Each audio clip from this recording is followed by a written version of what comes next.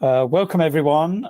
This is the first in a series of small podcasts that we're doing as a promotional effort to bring awareness of a wonderful weekend that will be taking place in 2024 on June the 22nd and the 23rd, the weekend Saturday and the Sunday mid-June, called the Wolf Hall Weekend, which is a tribute to the trilogy written by Dame Hilary Mantel, Wolf Hall, Bring Up the Bodies, and The Mirror and the Light. And I am thrilled to say that the support that we've been receiving from distinguished and prestigious experts and guests to speak at the weekend has been overwhelming. And it's going to be a fabulous event. And one of the people who's very kindly offered their time and energy to this is Dr. Owen Emmerson. Welcome, Owen. Thank you. It's a pleasure to be here. We're thrilled to have you, thrilled that you're going to be at the weekend. Would have been thrilled anyway, but even more thrilled because of your amazing discovery, along with some of your colleagues at Hever Castle, of the provenance of the Book of Hours that has been sitting for centuries in a portrait of Thomas Cromwell by Hans Holbein. And congratulations to you and the people that you work with there in actually being able to prove in a way that's been accepted by all your academic colleagues worldwide that the book that is actually sitting in Cambridge Library is in fact Thomas Cromwell's edition of the Book of Hours, which has been a mystery indeed. So very thrilled that you'll be coming along and talking in much more depth about that. And I just thought that today one of the things that we could do really usefully is for people to just know a little bit about you, a bit more about you, and a bit more about your work. So, Owen, tell us a bit more about what you do. Sure. Well, thank you so much for that lovely introduction. I am a social and cultural historian. So my field of specialism is actually in the history of emotions. I'm absolutely fascinated by what motivated people, how we can trace people's agency from sources, and really sort of investigate how pivotal and central emotion was in the political sphere, shall we say, of the Tudor court. I have a feeling it was very central indeed, particularly so when you have a rather irascible monarch dictating what is to happen with his subjects. So I very much am focused on the Tudor court in my research. I have studied Anne Boleyn extensively, but I also have some firm favourites outside of the Boleyn faction, and one of those would definitely be Thomas Cromwell. So it's going to be an absolute joy to be discussing Wolf Hall, Hilary Mantel at your wonderful event. And I understand that you're filming your own series at the moment. Tell us just a little bit more about that. So we are, I'm part of a patron group. I've done quite a few documentaries in the past with people like the BBC and Netflix. But yes, I'm currently working with Dr. Nicola Tallis and Kate McCaffrey. We have our own patrons, so we're going to lots of wonderful historic properties and bringing them to people who wouldn't otherwise be able to see them. So having a lot of fun with that. Okay, that sounds really good. Can't wait to see some of that. Sounds fascinating. One of the things I wanted to ask you today is, can you remember the impact that reading Hilary's trilogy had on you the first time around? God, yeah, I can. Funnily, my grandfather lived very close to where Hilary lived in Devon, and she was fairly good friends with my granddad's neighbour. And I was very privileged to meet her before Wolf Hall came out. And my granddad just said, you should talk to her because she's writing about Thomas Cromwell. So we had a very, very interesting chat. If only I had known at that time how remarkable both Wolf Hall and the other two books would be. But yes, I very distinctly remember the first time that I read Wolf Hall, and really being amazed that a story that I knew so very well could feel so different to every other time that I had explored it. I'd always been fascinated by Cromwell, particularly in popular culture. But I felt like I was being introduced to a man that had been with me for many years, but that I'd never known. And it was just thrilling, I have to say. And I actually read it very shortly thereafter, in tandem with the audiobook, because I felt it's such an immersive experience listening to the words as well as reading them. And I have to say that has become a favoured method for me in both reading Hilary's work and others now.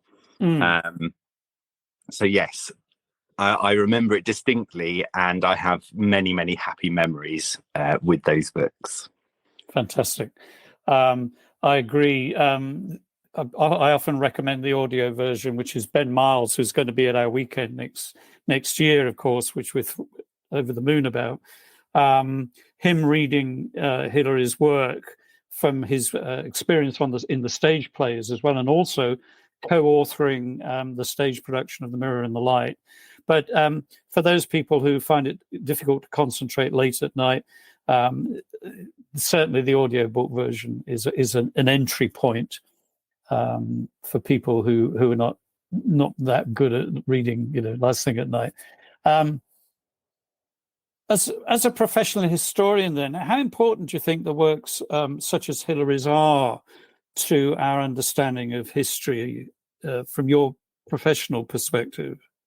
I think they're really important, and not just because I've worked at a heritage site and understand how important they have been in engendering a love of that period that perhaps people hadn't experienced before.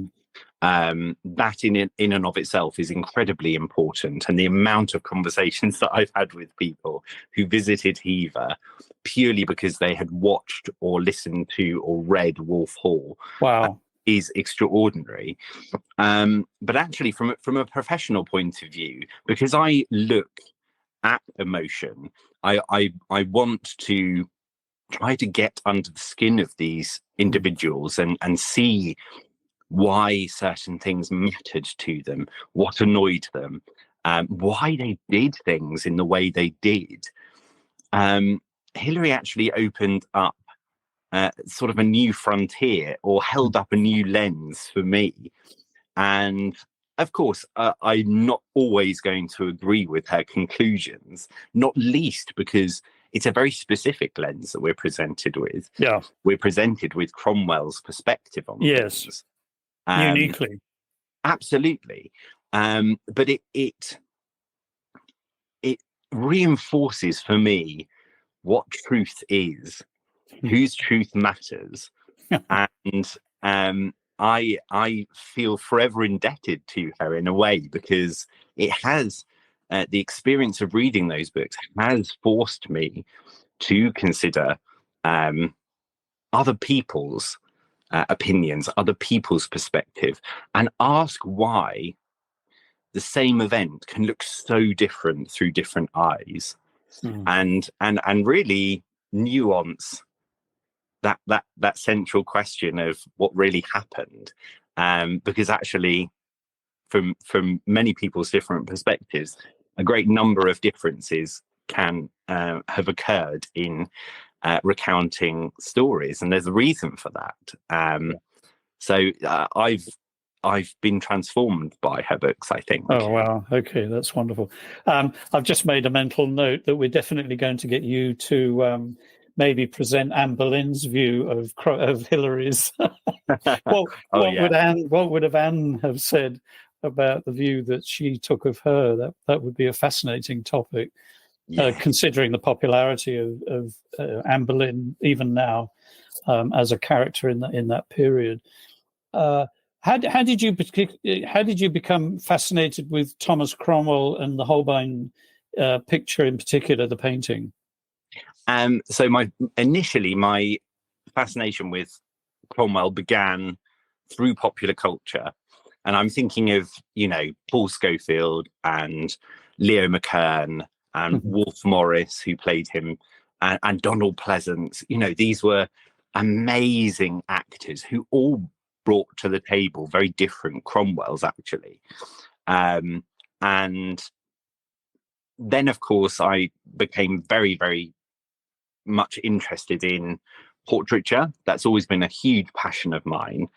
And of course, reading biographies, reading works on Anne Boleyn, we are almost encouraged to read character into portraits in a way that I don't think the Tudors always intended us to. The amount of times that I have read that Cromwell's beady eyes show him to be an unreliable person, or this is an untrustworthy individual because of the way that Holbein has portrayed him. I find those conclusions really quite problematic for a number of reasons. Agree. Yes. I don't think we can read character from the looks that we are born with.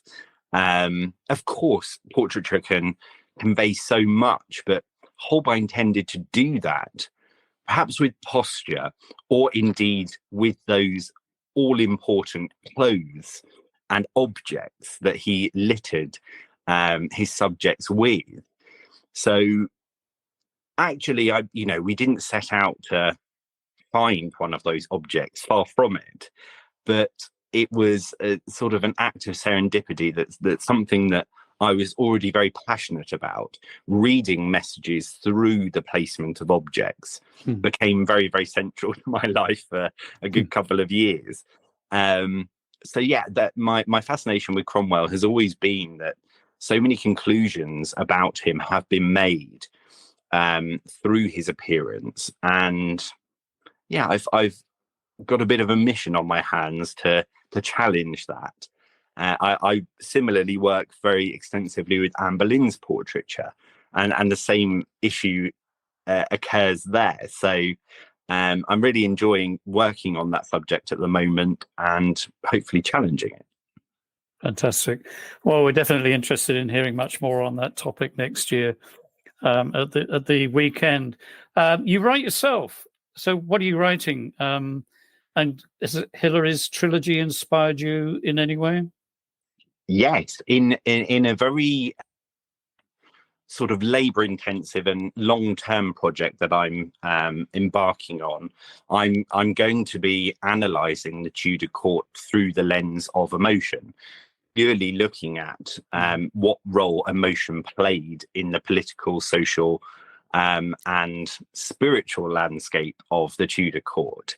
That won't be out anytime soon, but a book that hopefully will be out quicker is a full history of Hever Castle from its building date through to the present day, which is something I've been threatening to write for many years now, and I'm thoroughly enjoying doing so. Fantastic.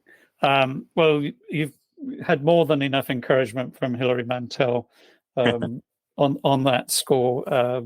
Her devotion to writing it per se is almost second to none, I think, in our generation. So a great example for that.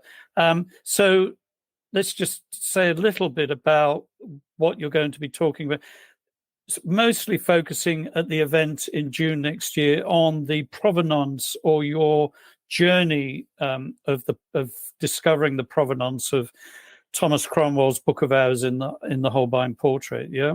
Yeah, absolutely. So I'm going to be talking about the journey I went on with the wonderful castle historian and assistant curator at Hever, that's Kate McCaffrey.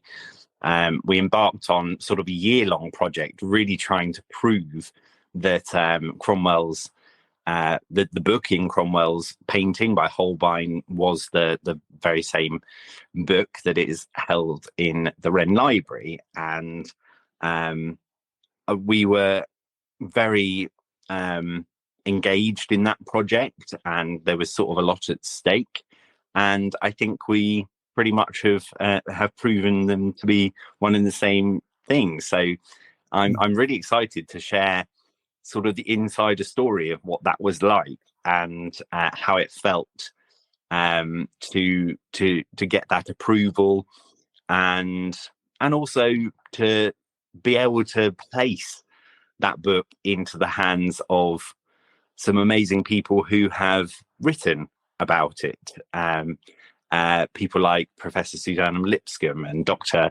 Tracy Borman, and also the director of the BBC series production, Peter Kosminski, who was wonderful enough to come to the launch of the book. So it was a sort of bittersweet end to our adventure, because we would have loved to have had Hilary there. But yes, it was lovely to see some people who admired Hilary as much as myself, perhaps even more so, being able to experience it in her place.